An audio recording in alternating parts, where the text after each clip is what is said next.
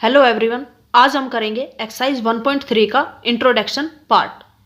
अगर आपने real numbers की पिछली क्लासेज नहीं देखी है तो उसका लिंक डिस्क्रिप्शन में है, आप वहाँ से जाके देख सकते हैं। तो चलो आज की वीडियो स्टार्ट करते हैं।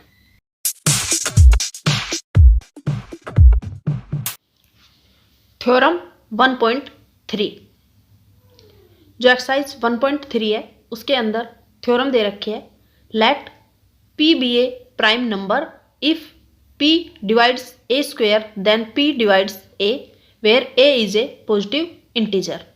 इसमें क्या रखा है, P एक प्राइम नंबर है और P डिवाइड करता है A स्क्वेयर को, तो P A को भी डिवाइड करेगा और A यहाँ पे है पॉजिटिव इंटीजर। जैसे यहाँ पे हम ले लेते हैं लेट A, जो A पॉजिटिव इंटीजर है उसके फैक्टर है P1, इसका फैक्टराइजेशन है P1 into P2 into P3 और ये ऐसे कंटिन्यू Pn तक। तो ये हमने लेट कर लिया, A कोई पॉजिटिव इंटीजर है तो उसके ये फैक्टर्स है। अब यहाँ पे क्या रखा है P डिवाइड्स A, तो यहाँ पे A स्क्वेयर कर लेंगे। A स्क्वेयर को हम लिख सकते हैं A इंटू A, और A इंटू A करेंगे तो इसके फैक्टर्स भी मल्टीप्लाई हो जाएंगे। तो इंटू में P1 into P2 into P3 और ये कंटिन्यू Pn तक। इनको मल्टीप्लाई करेंगे तो ये आ जाएगा A स्क्वेयर इक्वल टू, और इनको आपस में मल्टीप्लाई करेंगे तो यहाँ आ जाएगा P1 square into P2 square into P3 square और ये ऐसे कंटिन्यू Pn स्क्वेयर तक। तो ये आ गया। अब यहाँ पे अगर हम इसके फर्स्ट प्राइम फैक्टर से डिवाइड करेंगे A स्क्वेयर को, तो ये A स्क्वेयर को डिवाइड करेगा, ऐसे ही P1 A को भी डिवाइड करेगा। तो यही इस थ्योरम में कह रखा है। इसे एग्जाम्पल की हेल्प से समझते हैं। जैसे यहाँ ले लेंगे हम 25, 5 का स्क्वायर होता है और इसके प्राइम फैक्टर्स क्या होंगे 5 इंटू 5। तो ये आ गया हमारे पास। अगर P मतलब प्राइम नंबर से अगर 25 मतलब स्क्वायर को डिवाइड करेंगे तो ये इसे डिवाइड कर रहा है। उसके बाद अगर A क्या हो जाएगा, यहाँ पे 25 का स्क्वायर रूट क्या होता है 5, और 5 के फैक्टर होते हैं 5 इंटू 1। तो यहाँ पे प्राइम फैक्टर क्या है 5, तो 5 को भी डिवाइड करेगा। तो यही कह रखा है A 5 है, ये कोई पॉजिटिव इंटीजर है और ये 5 प्राइम फैक्टर है। तो ये आ गया। अगर प्राइम फैक्टर A स्क्वेयर को डिवाइड करता है तो वो A को भी डिवाइड करेगा। तो ये चीज़ यहाँ पे प्रूफ हो गई। यही कह रखा है इस थ्योरम में। अगर कोई प्राइम फैक्टर A स्क्वेयर को डिवाइड करता है तो वो A को भी डिवाइड करेगा। नेक्स्ट जब हम एक्सरसाइज 1.3 के प्रैक्टिकल क्वेश्चंस को सोल्व करेंगे तो ये थ्योरम वहाँ पे यूज़ होगी। अब एक्सरसाइज 1.3 के सभी क्वेश्चंस इस थ्योरम पे बेस है। तो ये थ्योरम काफ़ी इम्पोर्टेंट है एक्सरसाइज 1.3 के लिए। उसके बाद नेक्स्ट आते हैं थ्योरम 1.4। इसके अंदर कह रखा है √2 इज इरेशनल। √2 इज इरेशनल, तो इसे हम प्रूफ करेंगे। इस तरह की प्रॉब्लम्स को सॉल्व करने के लिए हम यूज़ करते हैं कॉन्ट्राडिक्शन मेथड। तो इसे सॉल्व करेंगे बाय कॉन्ट्राडिक्शन।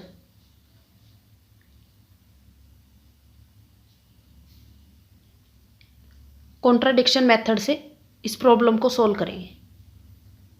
तो यहाँ पे √2 इज इरेशनल ये दे रखा है, तो हम कॉन्ट्राडिक्ट कर लेंगे। Let √2 is rational. क्वेश्चन में इरेशनल दे रखा था तो हमने कॉन्ट्राडिक्ट कर लिया। √2 एक रैशनल नंबर है। अगर ये रैशनल नंबर है तो ये फ्रैक्शन की फॉर्म में होगा,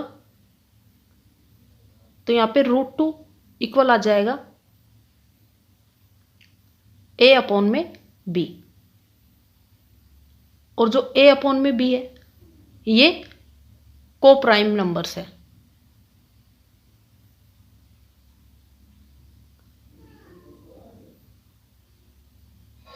को प्राइम नंबर्स मीन्स जिनका प्राइम फैक्टर सिर्फ 1 हो, 1 के अलावा कोई भी इनका प्राइम फैक्टर नहीं हो सकता, वो होते हैं को प्राइम नंबर्स।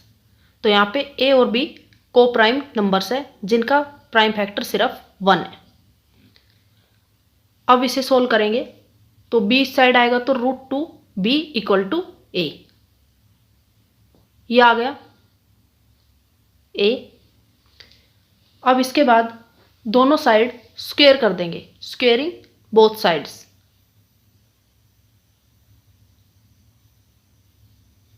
दोनों साइड स्क्वेयर कर देंगे तो √2b का होल स्क्वेयर और a का स्क्वेयर।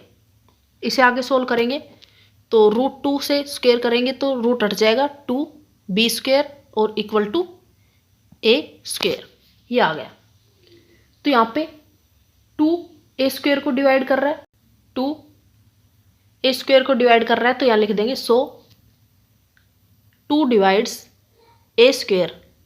तो हमने पिछली थ्योरम पढ़ी थी, अगर कोई प्राइम नंबर a स्क्वेयर को डिवाइड करता है तो वो a को भी डिवाइड करेगा। तो यहाँ पे 2a स्क्वेयर को डिवाइड कर रहा है तो 2 डिवाइड्स a, इसलिए 2 a को भी डिवाइड करेगा।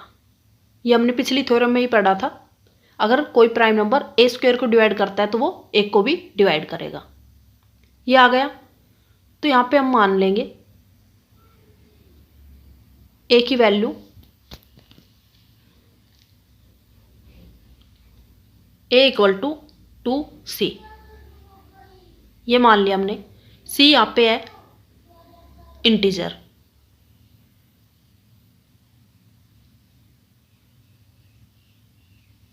c is an integer. क्योंकि 2 a को भी डिवाइड कर रहा है तो हमने यहाँ पे लेट कर लिया a इक्वल टू 2c, ये आ गया। अब नेक्स्ट a की वैल्यू हम इस इक्वेशन में पुट कर लेंगे।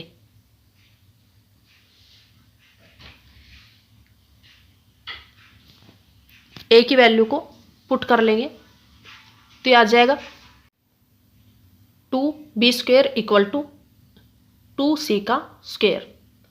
इसे आगे सोल्व करेंगे तो 2b स्क्वेयर और 2c का स्क्वेयर करेंगे तो 4c स्क्वेयर, ये आ गया। तो इसको नेक्स्ट पेज में सोल्व करेंगे,